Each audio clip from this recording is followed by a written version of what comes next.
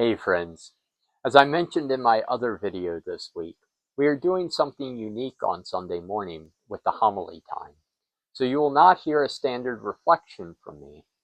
That said, many of you have shared how meaningful my sermons are to you. So I want to offer a thought to get you through the week ahead. Our gospel passage this week is from the Gospel of St. John chapter 21, verses 1 through 19. We hear the story of Jesus helping the disciples fish, transforming their encounter with him through food, and calling Peter to be the leader and head of the church. This is a rather unique passage in the Bible, because it comes from a final section of St. John's Gospel that appears to be a later addition to the original text. And yet, this possibility does not take away from a really provocative and powerful lesson about the importance of community, of leading, love, and frankly, paying attention. Best of all, it's a little lesson about fishing. I find fishing such an interesting element of the gospel tradition. I've been fishing from the time I was Anna's age, and I remember when I was about 7, I caught my first fish, a hulking 18-inch catfish that I could barely pull out of the water. When I got older, I would take trips with my maternal grandfather down to Shreveport to spend a few days fishing Caddo Lake, a bayou wetland straddling Louisiana and Texas. But my interests were always pulled in multiple directions, so I never became a quote-unquote serious fisherman who lived, breathed, and ate the sport. It was always at most an impassioned hobby.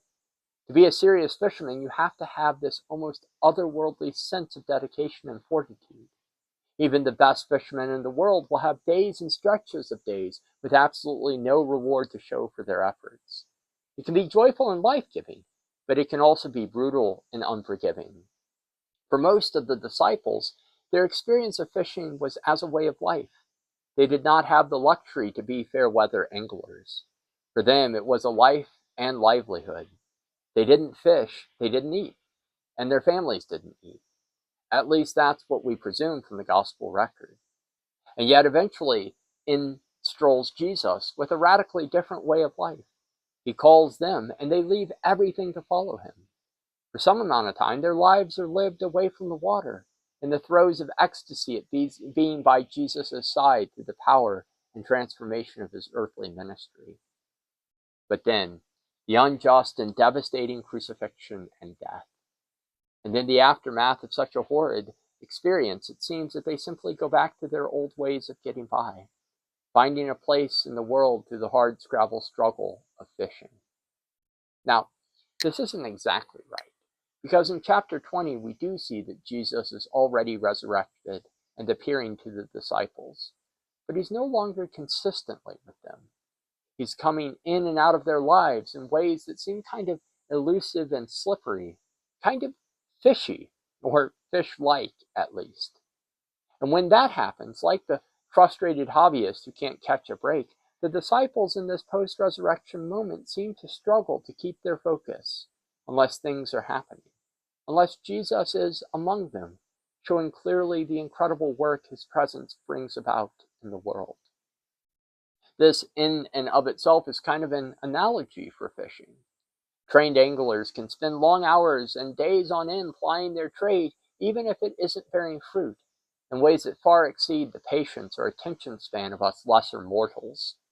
And as fishers of men instead of fishermen, the disciples aren't really fully there yet, fully formed yet. They're getting distracted and sidetracked from the call that has been placed on their lives.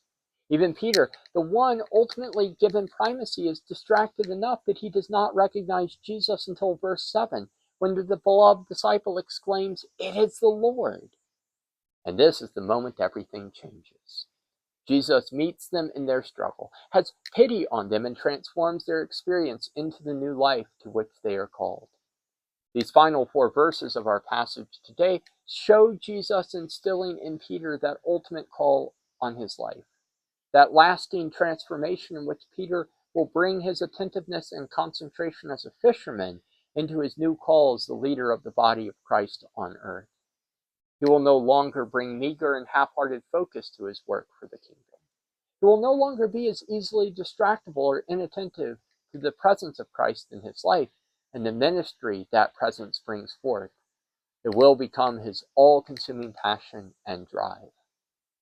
Now, I, for one, hope that this meant he still got his fair share of fishing in, but it no longer became the central focus of his life. His call as a disciple to disciple and lead others, to feed and lead the sheep, to build community in the name of the kingdom.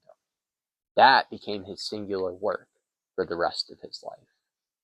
Today, even in our joy and celebration of resurrection and new life, we too can often become easily distracted. How often, even today, does it feel like Jesus' presence can be slippery and elusive? We too can struggle to keep our focus unless things are happening. And even in community, we can fall back on our old ways, looking upon the task of discipleship as being too challenging, too tedious, too fleeting in its joy and reward. This season of Easter resurrection is our reminder that everything has changed. With the passing away of the old, we are not only renewed, but transformed for the greater work of the kingdom to which we are called. And that calling is not the same for all of us. Some of us may be leaders like Peter. Some of us may be inspirers like the beloved disciple, helping the leaders see Jesus.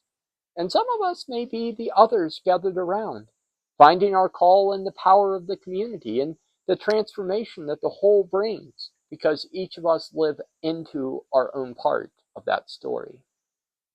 Each of these calls, all of the work together, is the work of being disciples of love, of feeding and tending each other in love, of being community in a way that keeps our focus and attention on Jesus, so that we are transformed together, and that we may likewise together transform the world. Thank you, friends, for spending these few moments with me today, and blessings to you in this coming week ahead.